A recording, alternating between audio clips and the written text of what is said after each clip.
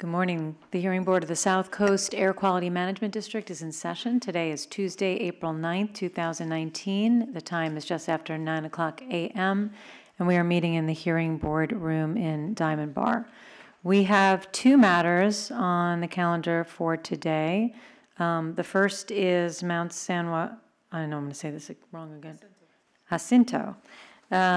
Winter Park Authority, Palm Springs Aerial Tramway, case number 5906-4 for a regular variance, and then we'll be hearing the Eastern Municipal Water District, case number 4937-57 for a status report and possible modification and extension. And so who is representing Mount San Jacinto today? Good morning. Marjorie Dela Cruz, Vice President of Human Resources and Risk Management for Palm Springs Aerial Tramway. Thank you. And who is representing the Executive Officer in this matter? Karen Manwaring on behalf of the Executive Officer. Thank you. Easier to say. Before we get started, I just wanted to ask if we have an idea of how long just your, well, so I guess we'll start with you, Ms. De La Cruz. How long your witness testimony and case might take this morning, if you have any idea. We don't believe that we will take a very long amount of time of the board's today. We have some documentation that we would like to go over with you, and then we leave it to your best judgment in hopes that you grant the variance. Thank you. And I assume, Ms. Manwaring, you probably don't intend If we can incorporate the discussion from the interim variance hearing, I think it's going to be very quick. Yes, so do I. So I think it will be quicker because we did, in fact, have an interim variance hearing, and we'll incorporate that. So I wanted to let the parties for Eastern Municipal Water District know we will probably take at least a 15-minute break between the cases. So I don't think we'll probably be no earlier than 10 o'clock, but 10 o'clock is my best guess. Did you wish to, you were standing before, Mr. Coleman. Would you like to address the board? Representing Eastern Municipal, we are not requesting any changes to the variance order. We have about a 10 minutes presentation on what the status of the situation is. So. Okay. I think then both will take very short time. So hopefully we won't get to you any later than 10, and then we should be out of here early this morning then. Okay. Also, I just wanted to note, I guess, for the record, that we are a 4-member board because the doctor member, unfortunately, is still out quite ill. And we had nothing to report on, no. Okay, so starting with the first matter, I'm going to ask anyone who wishes to testify today, including members of the public, to please rise to be sworn in at this time. Please raise your right hand. Do you promise to tell the truth, the whole truth, and nothing but the truth, so help you God? Thank you. Ms. De La Cruz, first of all, so let's do this formally. We will be incorporating all of the evidence and testimony from the interim variance, and I know there is no objection on either side, correct?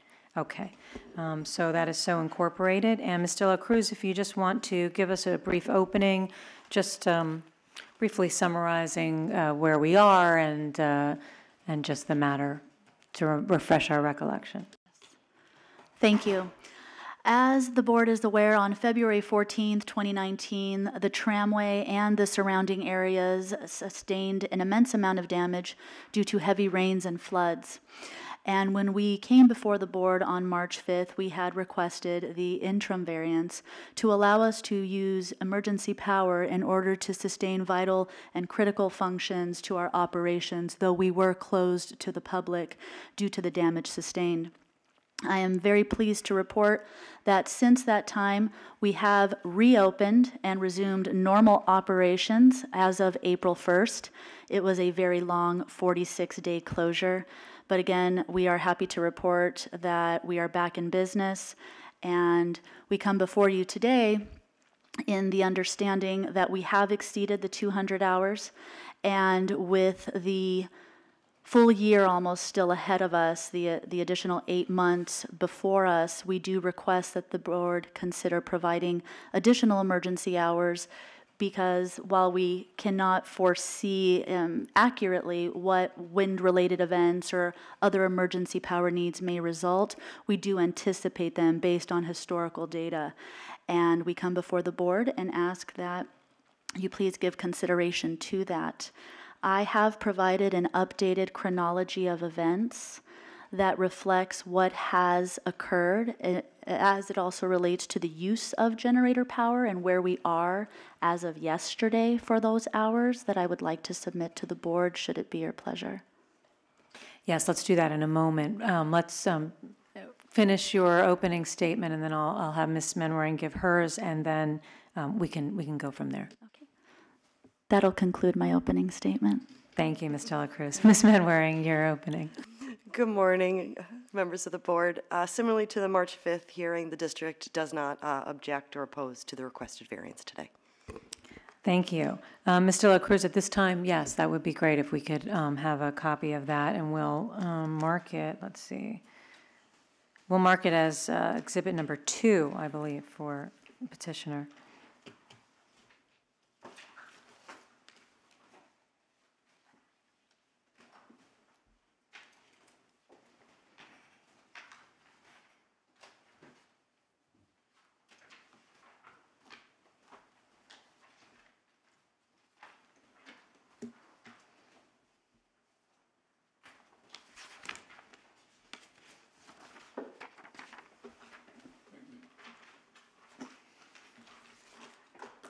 Okay, so the Palm Springs aerial tramway rain flash flood incident chronology of events will be marked as exhibit number 2.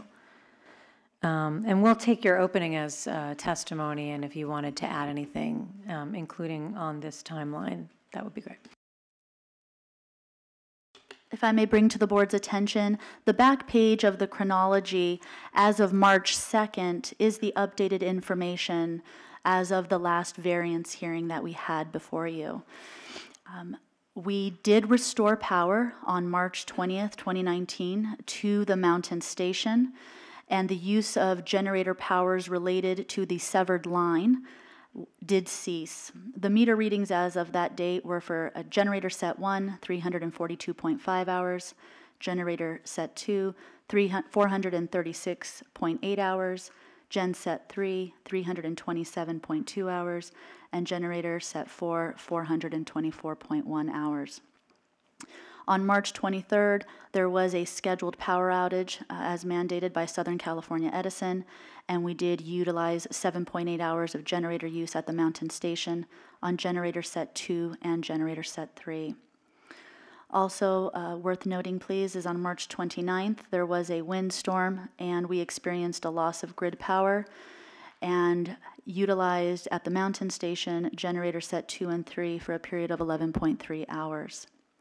As of April 8th, 2019, the generator logs reflect that Generator Set 1 has used 342.5 hours, Generator Set 2, 455.9 hours, Generator Set 3, 346.5 hours, and Generator Set 4, 424.1 hours. These hours are based on a calendar year, and the usage reflects them as of January 1st, 2019 through the current date. Thank you. Anything else, Ms. De La Cruz? Not at this time. Thank you. Thank you. Ms. Menwaring, do you have any questions for Ms. De La Cruz? Just a few questions, please. Have you had any occasion or need for mechanical or repairs on any of the gensets since our previous hearing? Have we had? Yes. Yes, we have. Could you please describe what mechanical issues you've had to address? Certainly. If I may, I'd like to defer to Christopher Barch at this time to answer that question. Why don't we go ahead and do that, and why don't we introduce, if you can introduce yourself, remind us your name and the spelling, and that indicate that you did take the oath, which I know you did. Sure. Christopher Barch, C-H-R-I-S-T-O-P-H-R, sorry. Barch, B-A-R-T-S-C-H, and I'm the Vice President of Tramway Systems for the Palm Springs Aerial Tramway. And I did take the oath, yes.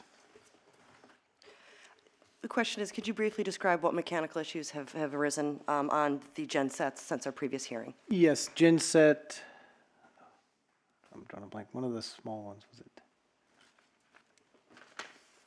I'm just trying to remember which specific genset. 3, that's what, genset 3, the turbo failed on the genset, so we shut it down prior to re-energizing the mountain, and that was down until we repaired it, I believe about a week ago. And then we had standard service done on it, on all the generators after we restored power. Oil changes, just a tune-up kind of thing, because they'd run for so many hours. Okay, thank you for that. Ms. De La Cruz and I had exchanged some information about whether or not these engines need to be run or need to be exercised over the course of the variance. Are you familiar with the conversation that she and I had via email? Or should I hop back to Ms. De La Cruz? I am somewhat familiar with the My conversation, question yes. to you is, in your opinion, is it necessary to allow these engines to run in order to maintain optimal working? In my opinion, they should be exercised once a month at a minimum to just assess their functionality. Right. And what's the minimum amount of time you think would be sufficient in order to make sure they're running where you'd like to see them? 1 hour. Okay. No other questions for this witness, and we will be suggesting a revision to condition number 1 should the board be inclined to grant this variance. Thank you, Mr. Birch. Thank you. And I'm reviewing it. Is it that there is no maintenance allowance currently? Okay, because they were run so much. Any questions for either Ms. De La Cruz or Mr. Barch? Board members, Mr. Balagopalan. Mr. Barch, just clarification, you said it was genset 3, is that because genset 3 was running March 23rd and 29th, so would it be the 1 and 4, either one, maybe one? Then I misspoke, it was genset 4, I apologize, yes. Yeah, okay, thank you. Ms. Bird. And have you maintained a compliance with the conditions that were issued for the interim with the monthly log and submitting to the district and those items? Yes, we have. Thank you. And the excess emissions remain the same, is that correct? It's simply based on the emissions of the generators whenever they're run. That is correct. Okay. And can you remind us, either witness, if you know historically, I know I think we saw videos even of what was occurring, what occurred this to cause this issue in the first place in the loss of power. But historically in past years, how often does have these generators run over their 200 hours? Is that, I'm looking forward into this year just so that we understand what we should be looking for historically for the rest of the year in terms of usage. While the basis for the request for the initial variance, the flood damage is not a normal occurrence, certainly a wind-related, weather-related storms are. And we have come before this board over the last 8 years. We've been here 4 times, including this. So in relying on that data, we believe that it is probable that we will have another weather-related storm and the need for generator power may be required, simply based off of that historical assessment. Thank you. Thank you. Mr. Balagopalan. Mr. De La Cruz, if I remember from the last testimony, I think, did you add 2 additional engines just because, you were running over the 200 hours on the existing 2 and then subsequently added 2 more? Yes, in 2017, we purchased 2 125 kVA Cummins engines in order to help provide us an additional 200 hours in order to hopefully avoid having to come before you. Even with that additional measure, it has not been sufficient in order to prevent us from exceeding that limit. Majority of that is based on the fact that the engines must operate in tandem, and so we do not technically have, although we have 4 generators, we do not have 800 hours, if you will, because no one engine is capable or sufficient to provide all of the power needs to the various aspects of the mountain station. So, Okay, thank you. thank you. Can you remind us, I think that the testimony last time was that 2 at a time must run, and they are redundant together. That is correct. Okay, thank you. Any other questions for either witness? Okay, thank you very much. And Ms. Manwaring, did you, you do not wish to put on any witnesses, I know. Did you It's want? not our intention to present affirmative testimony unless there's a specific question you have for the district. Okay, and do you, no specific questions for the district, is that correct? And you wish to,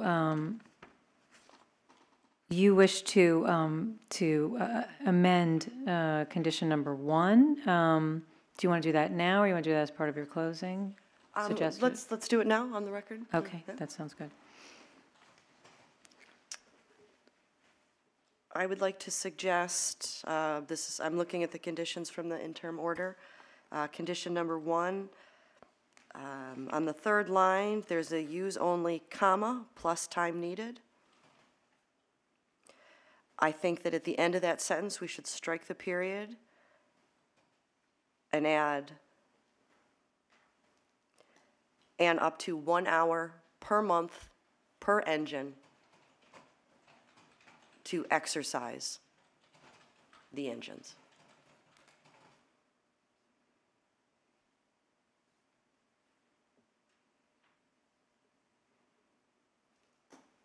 Okay, thank you. All right, I'm going to ask if there's any member of the public who wishes to be heard on this matter.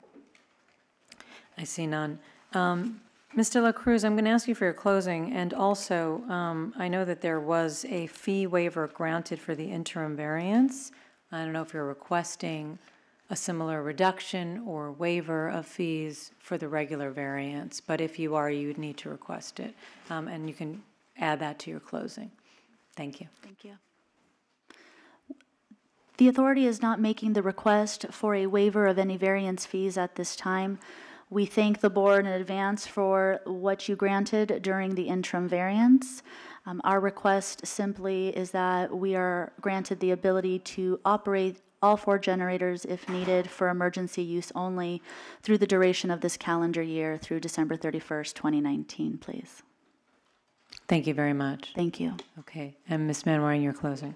This is going to be brief. A previous closing, I once said to you, fire. So this time my closing is flood. We don't oppose the request today. Thank you. Board members, we definitely went through this. I do recall the videos that we watched, or the video that we watched of what occurred with that flood. That flood was some flood. And at that time, we clearly were able to make most of the findings. And I'll just go over whatever we need to update them. But we certainly were able to find that it was beyond the reasonable control of the petitioner. It was quite a violent act of nature, and it took a very long time for that floodwater and the damage that resulted to allow access to even fix the lines. It's nice to hear today that the lines have in fact been fixed and that power has been restored, and that everything is up and running and open. That's really good to hear. And I know, I'm glad to hear that because they're back in business, I know they had requested the fee waiver last time because they were not bringing in money. So it's great to see that that it's open and up for, and ready for business. But certainly we found beyond reasonable control and can still do that. The violation, I mean, a couple of these engines are over double the 200 hours, so that's a clear violation. the unreasonable taking of property, these are emergency engines. We know they're required for when the power goes down to make sure pipes don't freeze, to make sure that just the bare minimum power that is necessary is up and being used. And so I could certainly, so that would be a taking. So to have a taking, they couldn't run any of those engines or any power during the outages. And we know that this is tough terrain and a lot of wind storms, a lot of issues with nature, and power outages occur relatively frequently and certainly can be severe. So those are necessary engines. So for sure, that would be an unreasonable taking of that necessary power supply were we not to grant the regular variance. It would be without a corresponding benefit in reducing air contaminants. We know that the emissions profile for all the engines, we have them listed in the minute order. They're the same for engines 1 and 2 and 3 and 4, and that would only occur during the times when the generators have to be run for emergency purposes, or to exercise, which is pretty minimal, I think 1 hour a month to exercise the engines, and we know that's necessary. And so I can certainly do that balancing in favor of that the closing or taking of those generators and that power would be without a corresponding benefit in reducing air contaminants. Curtailing is not an option. They're over the 200 hours, and it's either run them on an emergency or don't run them. Reducing excess emissions to the maximum extent feasible. There is no other option other than to limit the maintenance to the hour a month and only run it for emergency. And so that's what they're doing. And monitoring are taken care of in the monthly operating logs, which we would continue as part of the continuing conditions of this variance, should we extend it for the rest of the year. And with that, I think I can make all the findings. Any other thoughts, Ms. Burt? I agree that we can make the findings based on the previous testimony, and I just wanted to add that while the flood danger may be over, who knows, it might be over, that in addition, previous testimony was that this was, these generators also were available for fire suppression. So as the year goes on, we'll need to know that we have availability also for fire suppression. Thank you. That was what I was looking for in my notes. I'm so glad you raised that because I knew there was another very important reason. Mr. Balagopoulos. I think in addition, I think there's a radio tower microwave station there that it's providing power for emergency response. I did remember years ago, a couple of years ago, maybe seeing a documentary where 2 hikers got lost, and then, fortunately they survived, but they came across another body, which was, he was lost. He was an experienced hiker, he was lost, but he actually, the things he left behind helped them in creating the fire that brought the fire crew there. So I think having the tower and the radio operation for emergency response is also an important aspect of it. And also they came in timely, I think, when 1 and 4 were not exceeding the 200 hours when they came in on March 5th, but they were getting there. I think now we see that they've exceeded the 200 hours as was expected. Thank you. Any other thoughts? Otherwise, I'll make a motion. In the matter of Mount San Jacinto Winter Park Authority doing business as Palm Springs Aerial Tramway, case number 5906-4, I move that we grant regular variance beginning today and ending on December 31st, 2019, because the hours reset as of January 1st of 2020.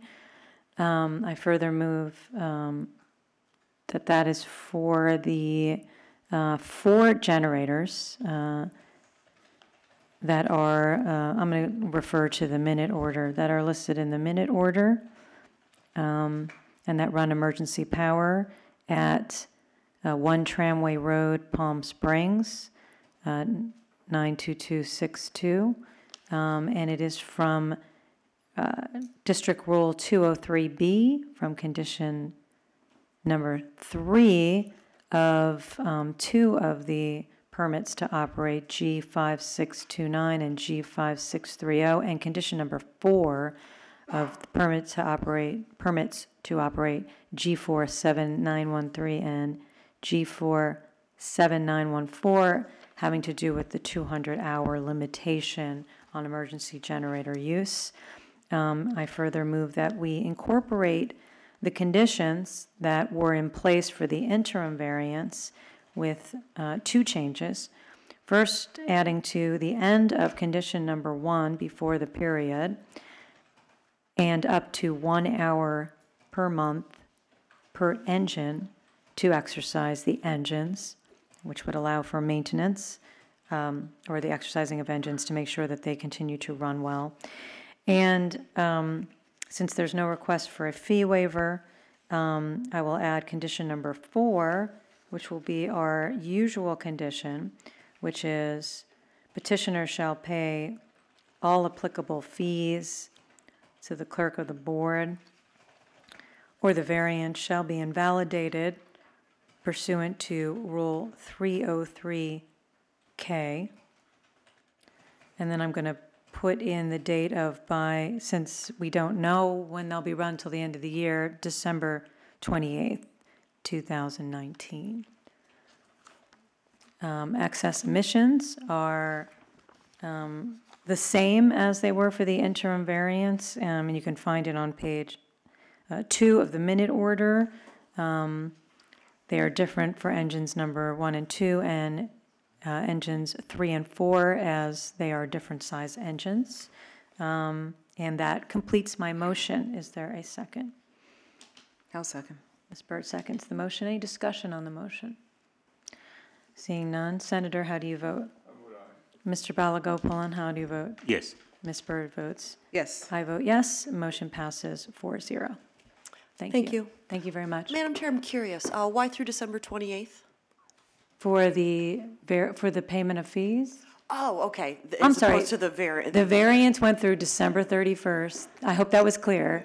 And the fees is just December 28th. So that way we know I'm sure the fees. you were clear. Thank you. Okay, we're going to go off the record. We'll try to go back. I know I sent away the parties for the next matter till 10. If they hear and if they can make it back, we can go back on the record at 9:45. Otherwise, we'll go back at 10. So we'll try at 9:45. If they're not here, we'll go back on the record at 10. We're off the record. Thank you very much. Thank you.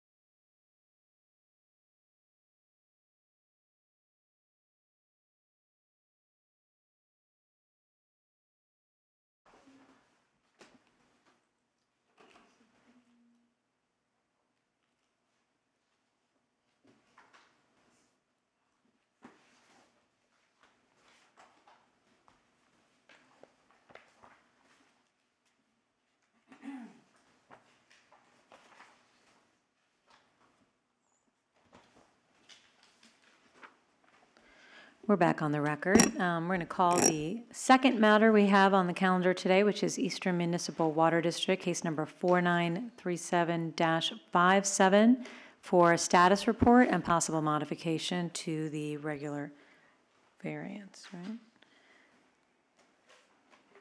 Yes.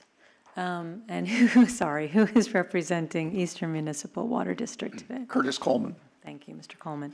And who is representing the executive officer? Stacy Pruitt for the executive officer. Morning, Ms. Pruitt. I'm going to mark, we received a presentation, a several-page presentation from the Water District, and we're going to mark that as Exhibit 10 for petitioner. And I think yes, oh, that's right. Yeah. Mr. Balagopalan was not present at the first hearing, but. Yeah, I was not here. I was present in the audience, but I was not sitting on the board at that time, but I've since then come up to speed. And I think I said, I know I said in the subsequent, another hearing on the biofilter and the foul air bypass, so I'm familiar with the operation, and I'm up to speed. I've reviewed the materials. Good. Thank you. Thank you. I will swear in witnesses, but I think all the witnesses stood and took the Yes. oath. Okay, so then I will not swear in witnesses. Mr. Coleman, your opening, please. Yes, thank you. The regular variance order that was issued by the hearing board required the petitioner to come back in for a status conference to apprise the board of the progress on the blower electrification project, and as a safety precaution in case glitches had come up and modifications to the order needed to be made. We're here today to say that, to provide testimony that the project is on track, and that we are not seeking any changes to the order. And we have Ms. Alison Torres, who will provide the update via PowerPoint presentation, and then we have Ms. Torres and Al Javier, both from EMWD, who should be able to answer any questions that may come up. Thank you very much. Ms. Pruitt, your opening.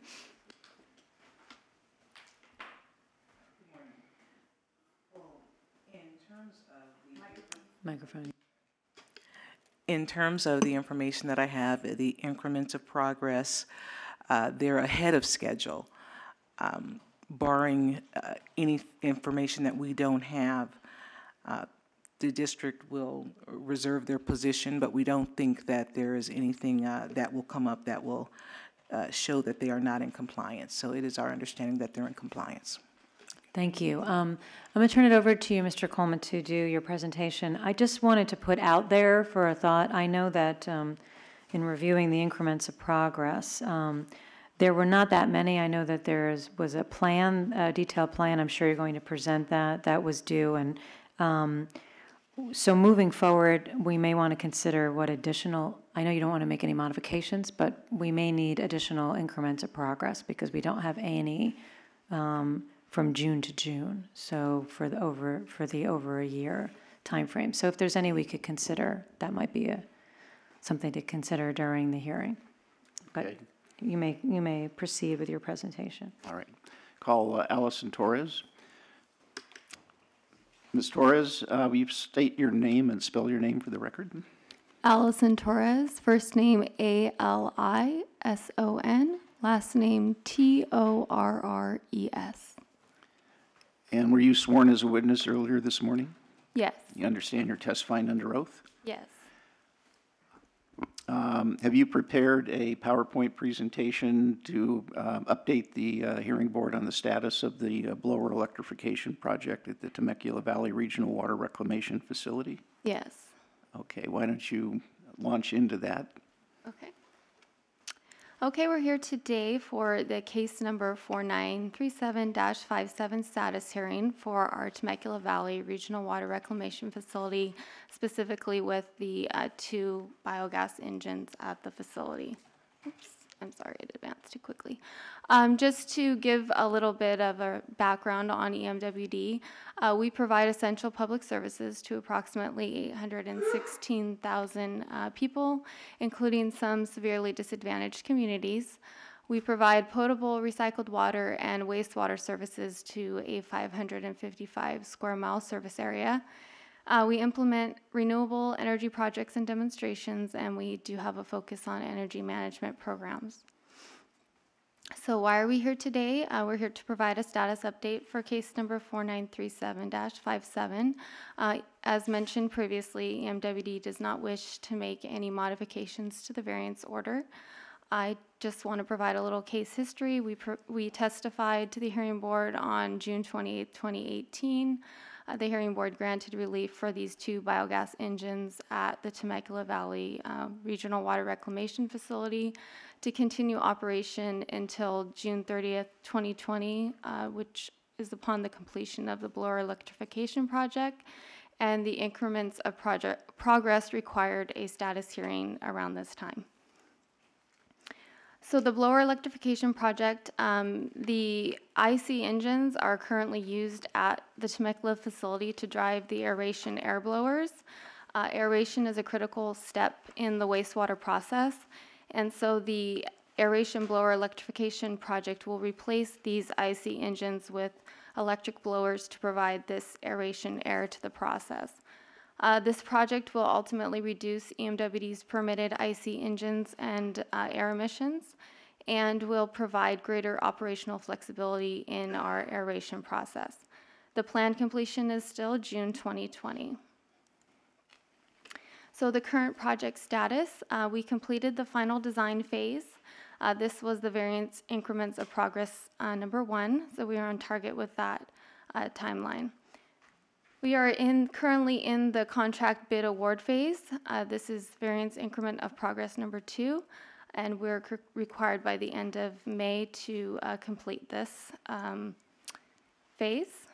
And then we will enter into the actual removal and construction phase, where the biogas engines will be removed from service. And this is a phase we will soon be entering into and will satisfy variance condition number 6. So we're on target with the June 30th, 2020 date for that. So we're in the contract bid award phase. So the timeline for the contract bid and award, we released the bid package on February 11th, 2019. We had an initial pre-bid job walk where contractors had the opportunity to visit the site and ask questions about the specifications. The bid closed on April 2nd, 2019. So we're currently in the bid evaluation phase, where we are preparing to take the recommendation to our board to award the bid on May 1st, 2019. We received 5 bids. So what is the next step? The construction phase will commence upon the contract award by our board of directors, which is scheduled for May 1st, 2019. We will then schedule a pre-job meeting with the selected contractor to discuss project expectations and the specifications and safety considerations. Then the submittal process will commence with the contractor, and they will provide preliminary schedules, equipment submittals, so that EMWD can verify that they are meeting the contract specifications. The contractor will also mobilize at the facility to begin construction. Some additional status updates. The electric motor-driven blowers are a pre-negotiated item that EMWD pre-negotiated the equipment purchase for 3 new electric motor-driven blowers with APG Neuros because these are long lead items. We are currently, the PO has been issued, and we're currently reviewing and finalizing submittals for that purchase. In addition, this project includes an emergency standby power generator. We pre-negotiated the selection of this backup generator because it is another long lead item, and we selected an AQMD pre-certified MTU Detroit diesel genset that will also have a diesel particulate filter. Can I stop you for 1 minute? Can you just explain to the layperson, what does it mean to be pre-negotiated? Rather than going, typically when something's not pre-negotiated, when you have to wait until the contractor selected and awarded the contract, and then they submit the submittals about what they're going to install. So when you pre-negotiate, we basically pre-select what they're going to install beforehand. Thank you. In addition, the EMWD, we submitted the permit application for this diesel power genset, and we included expedited processing fees for that. And lastly, the ongoing notification and reporting that we have done to AQMD since the variance was issued in June.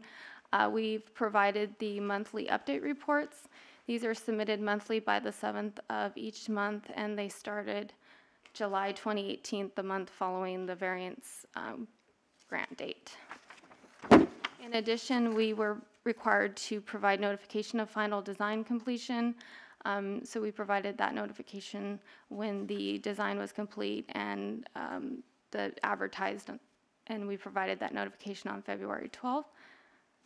And lastly, we have the excess emission fee reports on a quarterly basis. The first report is due by April 15th and will be submitted prior to this date. And again, my name is Alison Torres, and I have Al Xavier with me as well. I'm happy to answer any questions. I have a couple of follow-up questions. It appears from what you've said so far, the bid has not been awarded, and until the bid is awarded and you've had a chance to go over things with the contractor, you will not have a construction schedule. Is that correct? That's correct. We still have estimated construction schedule. Okay. And when do you expect to get that? Would that be sometime in what, late May, early June, or earlier than? We anticipate that the notice to proceed to the contractor will be provided by the 15th of May, and then after that we'll have the pre-job meeting, and then they will start the submittal process, which usually that schedule is included with that process. So I would say it's probably safer to say June or the end of June. Okay. What I'm going to suggest perhaps would be maybe we could continue this hearing to a time in June when we could come back and put forth the construction schedule, and then there would be an ability to put some additional increments of progress in at that time. And I think if we continued the hearing, we wouldn't have to renotice it. I believe that's correct. No objection. Okay. All right, we'll cross that when we get to it Yep. at the end of the hearing, but thank you for that suggestion, Mr. Coleman. Did you have any other questions? No. Okay. Ms. Pruitt, do you have any questions? No. Well, we'll start with Mr. Balagopalan. Ms. Torres, one of the critical component is the upgrade of the electrical utility with Edison. How is that progressing? I know there's no update on that with the 12K line. Yeah, that is part of the 23 MGD expansion. That is essentially complete. We're preparing to start up the Plant 3 process, so the electrical portion is complete. So you have the Edison approval, and did you have to put a substation or anything, or? Yes. I don't know if you have anything to add. Yeah, I can add on to that one. Oh. Actually, some of the. Hold on. Yeah. Let's, should we call Mr. Javier to? We can do that. I think this is a good time to introduce our Okay. next witness, and we can go back and forth. Okay. Call Al Javier. Will you please state your name and spell your name for the record? Alfred Xavier, that's A-L-F. That's on. Alfred Xavier, that's A-L-F-R-E-D, J-A-V-I-E-R. And were you sworn as a witness earlier this morning? Yes, You understand you're testifying under oath? yes. And what's your position with Eastern Municipal Water District? I am the Director of Environmental and Regulatory Compliance. Okay. The questions about the upgrades on there, that was completed. Recent rains, though, has caused some of the cables to be looked at again, but they're being replaced as of now for that. But the upgrade has been in place and is operational for the construction. And there's a substation that they added.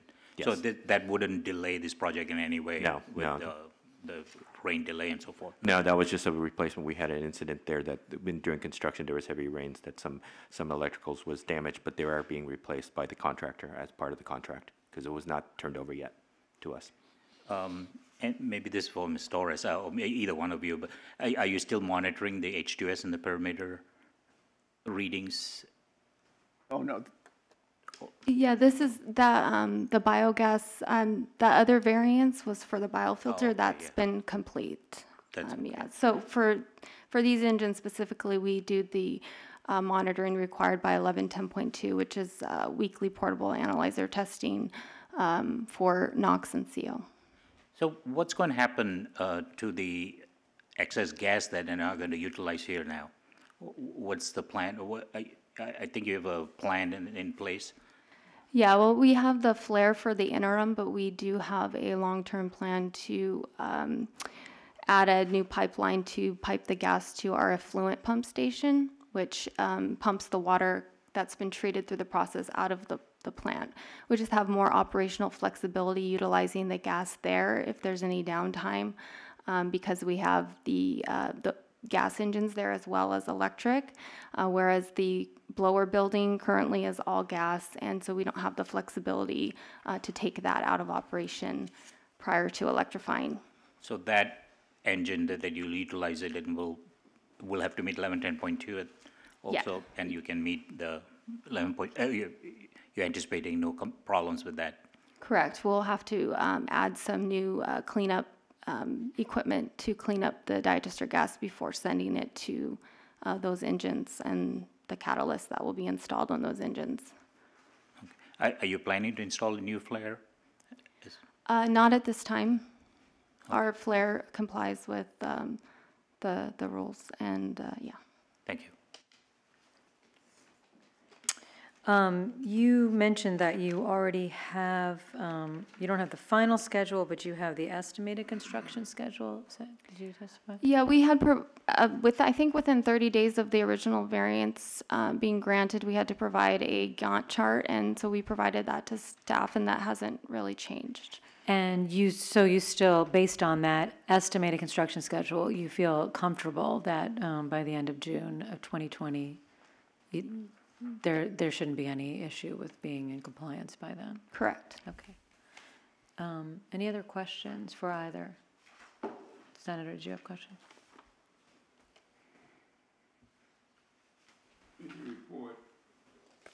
In your report on contract award, you said May 1st, 2019, correct?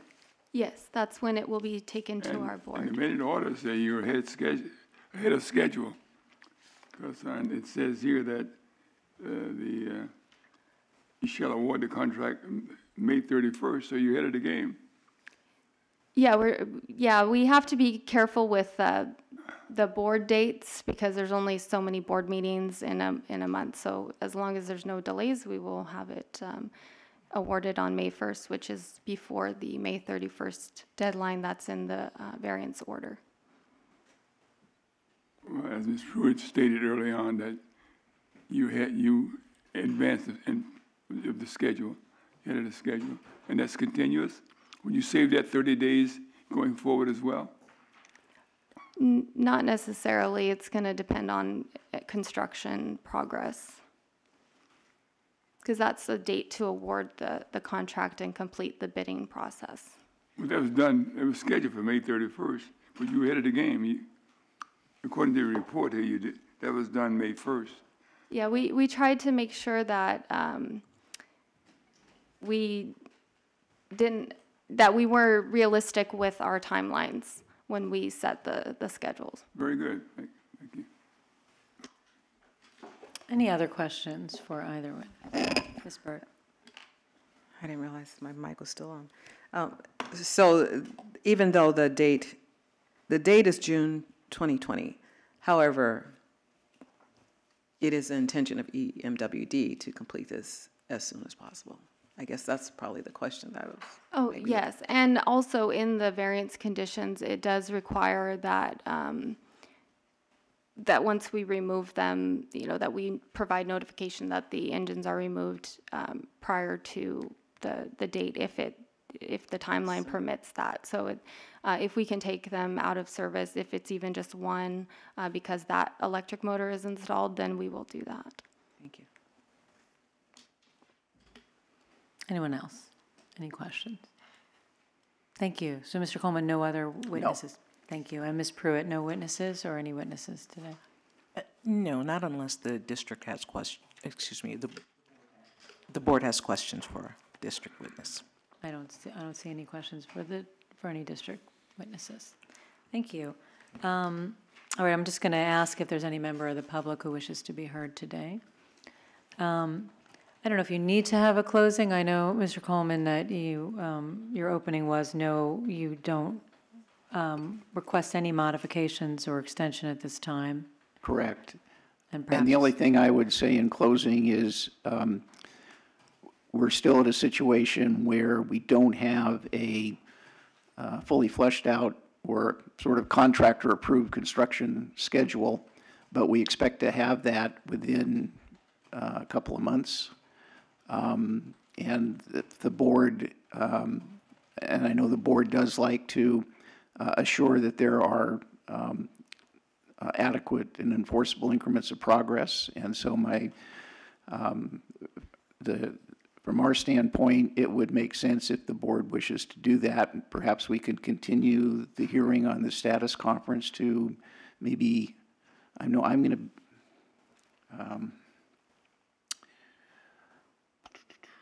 well, I heard that the final would be the end of June. So okay. I think to end do of it, June works. I was going to say, but should we continue it to the beginning of July? Will we be prepared at the end of June to have a hearing, or should we wait until that final schedule is certainly in hand and has been looked at?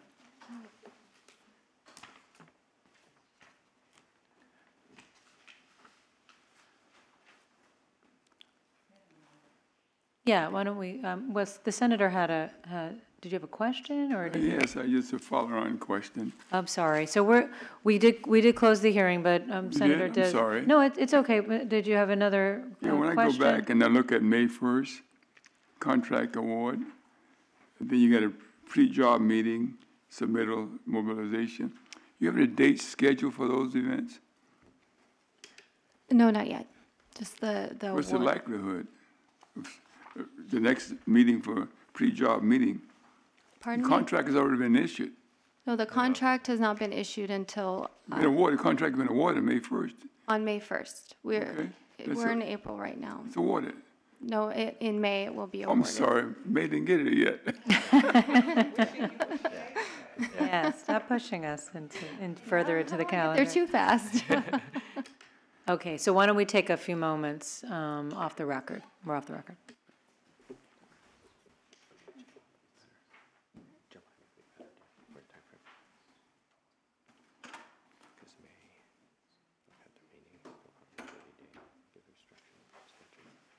Because I'll have to get their estimates.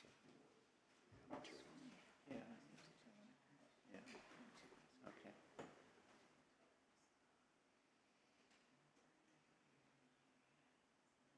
Are you looking at July? Which July? July 9th. That work?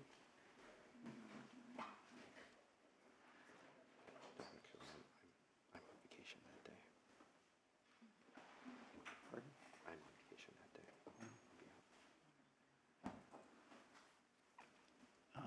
The week after, I'm okay. The week after is good.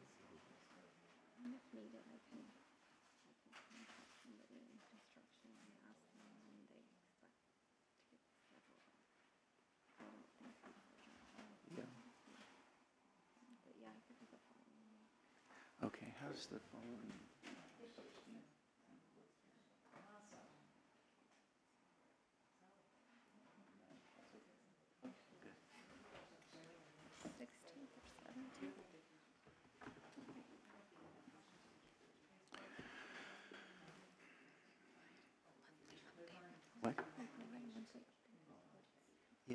They want to modify the order to put specific increments in the order.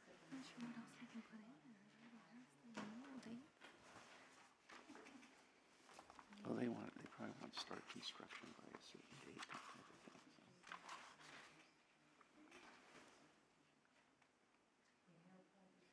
Construction's best that they're gonna start probably by July, August. We have, I mean, we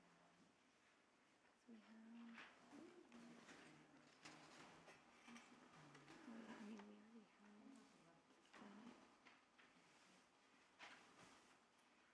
have, later than that, or after I the know. date, and we're gonna install testing and determine the final operation. 'Cause They want stuff between now and then. we have to be careful too, because we're taking the engines out of service when the same digester gas heating, and so we're gonna have to install a new one, which we have to fast track.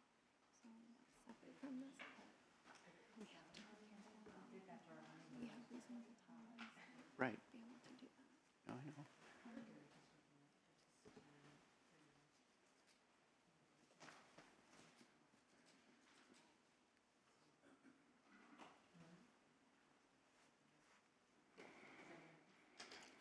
We're ready, if the board is ready. I think we're back on the record. So we left off because, Mr. Coleman, you were trying to figure out a date, and we were still in your closing. So I don't know if you want to take it from here. Right. We've conferred. It looks like some time during the week of July 16th, 17th, or 18th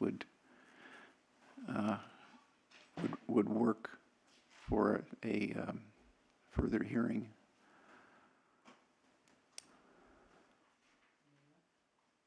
Let me look.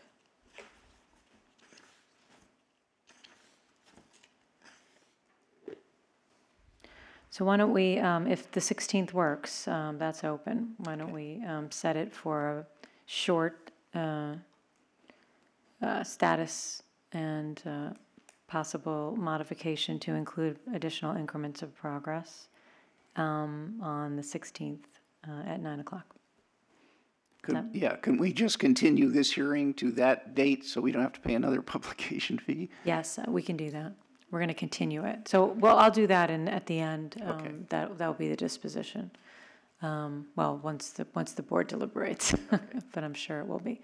Ms. Pruitt, did you have any closing remarks you wish to make? I think that mine closing is not necessary at this point, and it will be briefer than Ms. Manwaring's of one word. Thank you. Thank you.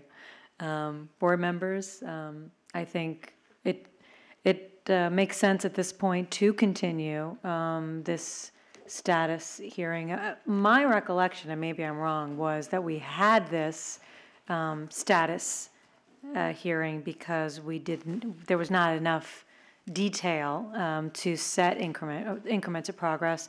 We did set some, and they are ahead of schedule, and expediting things and pre-negotiating equipment and moving this along quite as quickly as possible. And for all the good reasons that we had before, I think it makes sense just to, at this point,